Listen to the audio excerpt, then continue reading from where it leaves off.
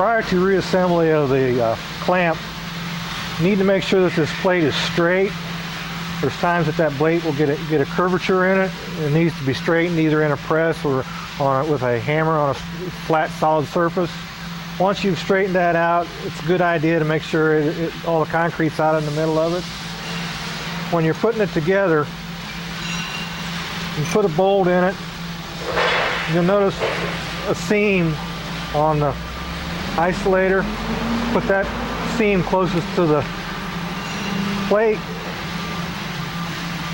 and then screw it together.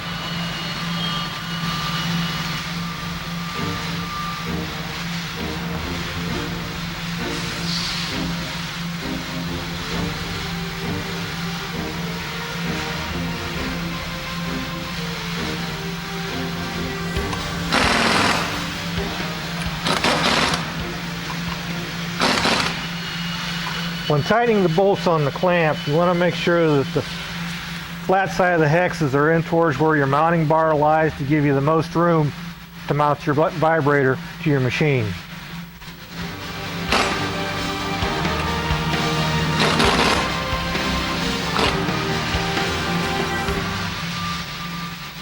Next, you'll put the clamp on top of the isolator plate. Install the bolts in that.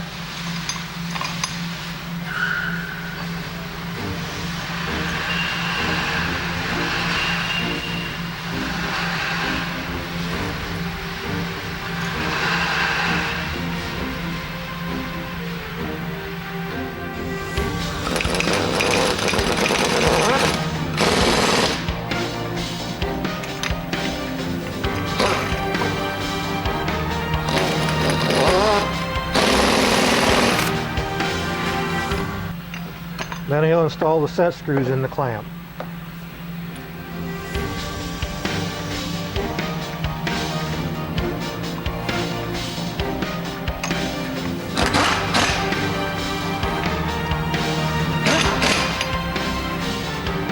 There you have your assembled clamp.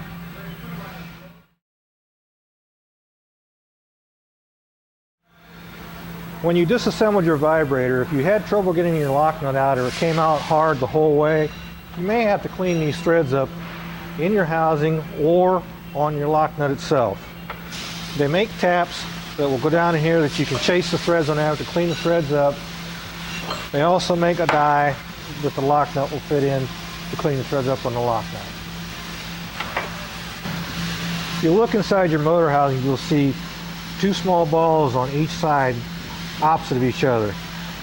The grooves on the motor need to line up with those balls and slide down over top of those balls, which keep the motor from turning inside the motor housing.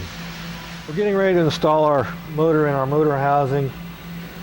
When installing the motor, you want to install the pressure side of the hoses towards you, so that is pertinent when installing the sensor onto the vibrator. It puts the hoses in the right order, so the wire and the sensor is where it needs to be. Now we'll install the motor.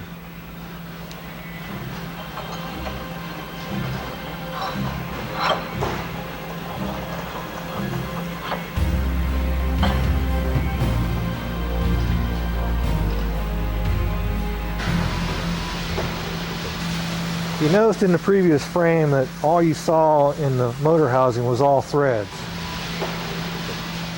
If you come to that point, there's a tool that you can insert in here and tap the motor on down in till it's solid. And then you'll see that there's a place down there where there's no threads at all, and that's where your motor is fully seated.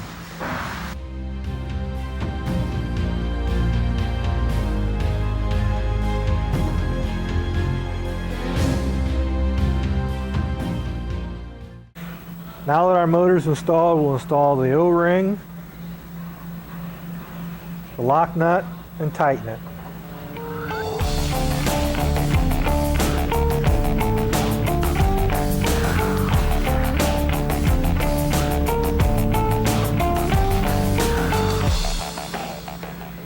Always want to make sure it's threaded before you start your impact.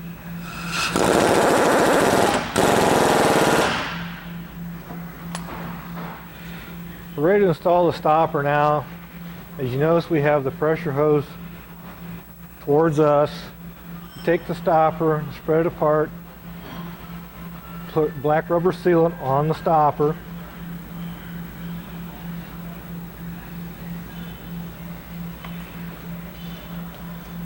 Put it around both hoses using the soft face hammer and tap it in.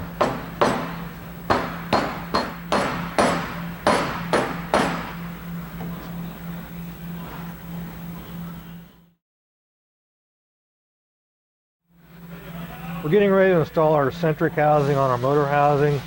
The sealant to seal the threads is a Permatex former gasket sealant, item number 800031C. The black rubber sealant that we used on the stopper and the end of it is a Permatex product also. It's black rubber sealant, item number 80338. Okay, we're going to install our sealant onto our eccentric housing.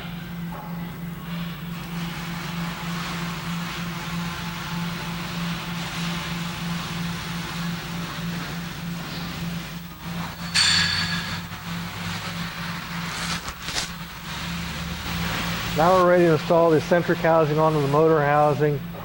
You want to orient your drive shaft hexes with your eccentric weight hexes for easier installation. When you're starting to install it, if you wiggle it back and forth, sometimes it'll line up and go together.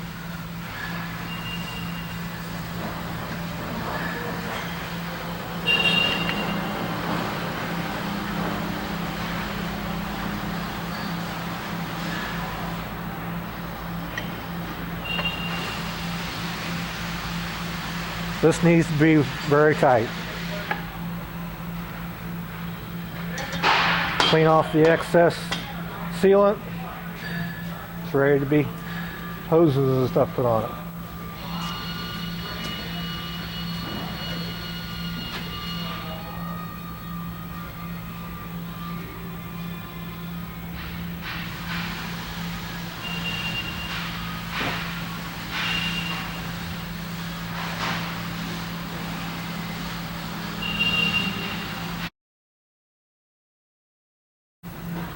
At this point, we'll put pipe sealant on the hoses coming out of the motor assembly and install the hydraulic hoses and tighten them.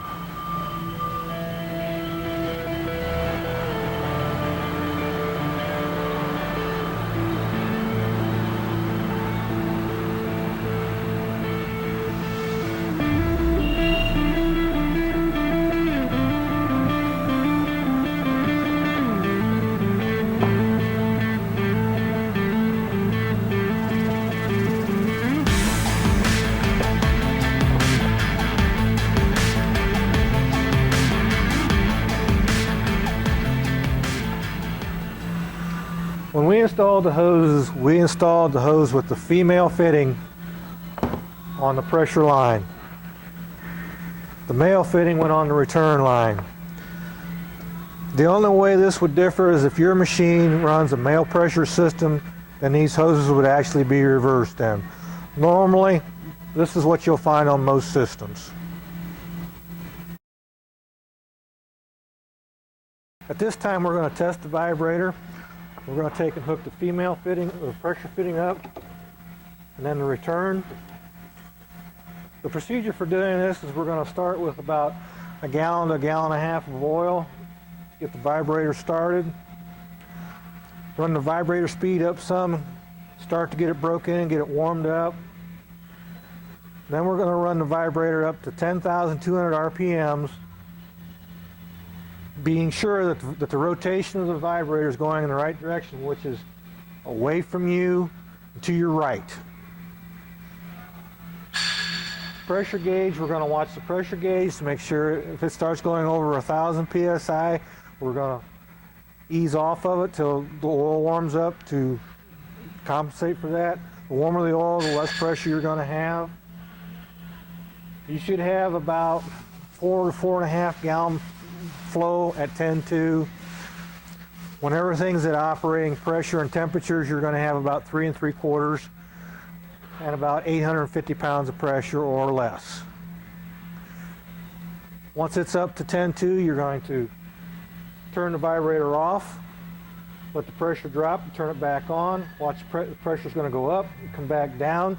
You want that pressure to come down the same or less than what it is.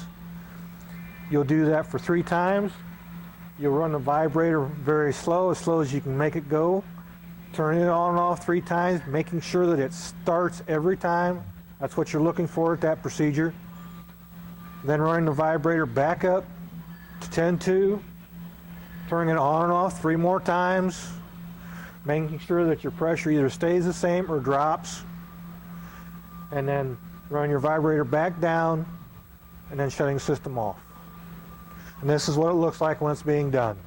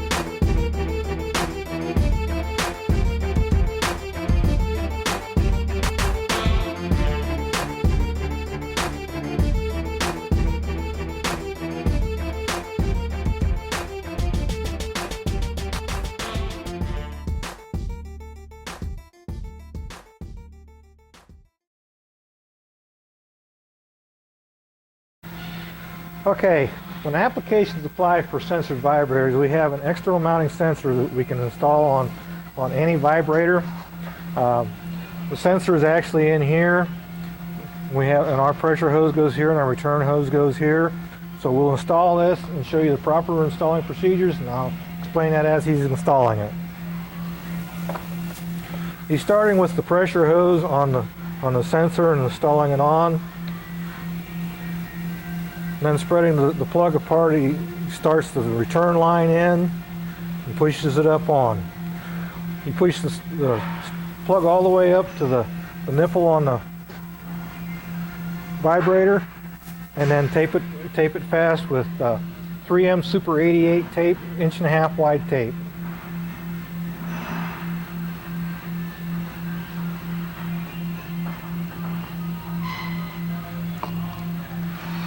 You want to cut this tape. It's pretty strong tape. You can tear it, but it better be pretty strong.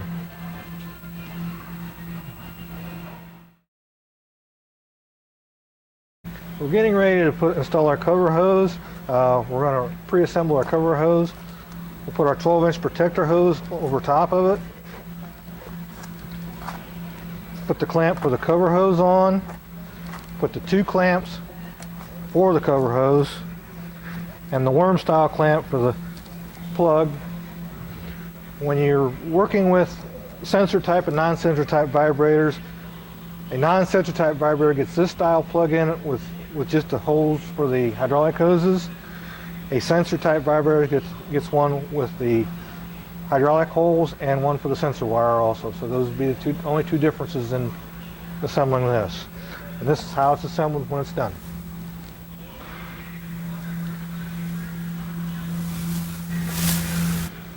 Thread the cover hose, the hydraulic hoses down through the cover hose.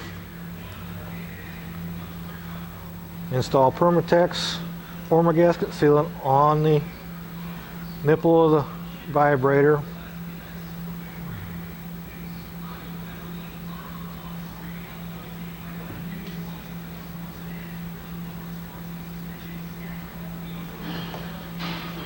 Install your cover hose.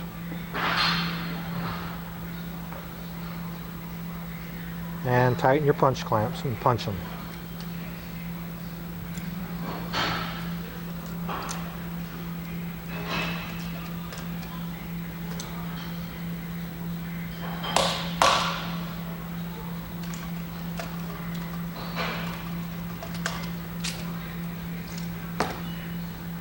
Remove the excess Permatex from the end of the cover hose. Install your second punch clamp.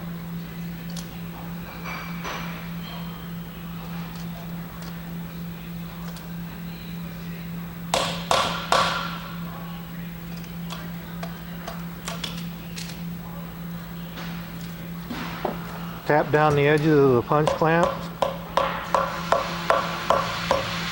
Install your protector hose.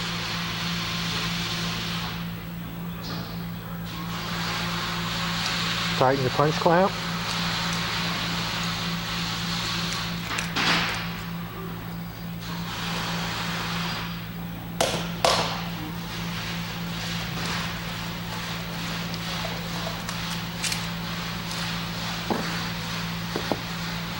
Tap down the edges of the clamp.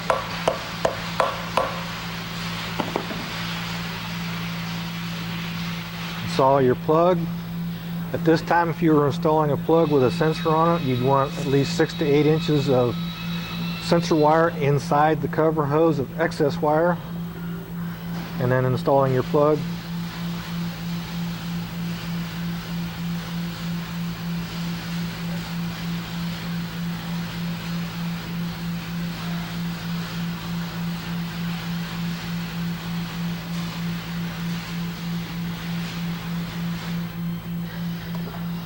Tighten your worm clamp.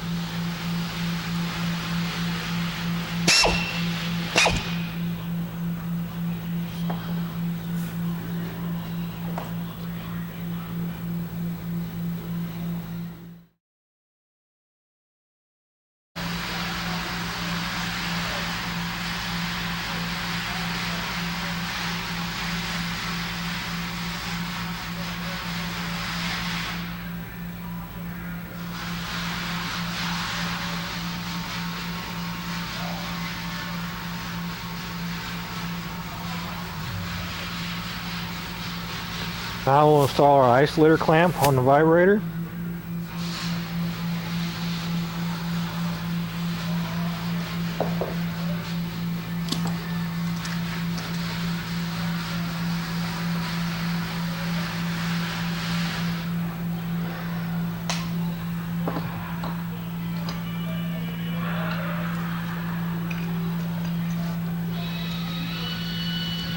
On a 3 isolator mount, the middle isolator is the best place to start with that, and then the top and then the bottom.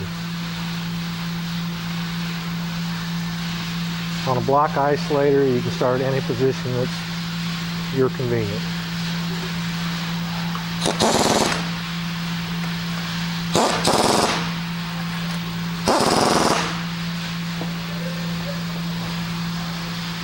And there you have your completed repaired vibrator.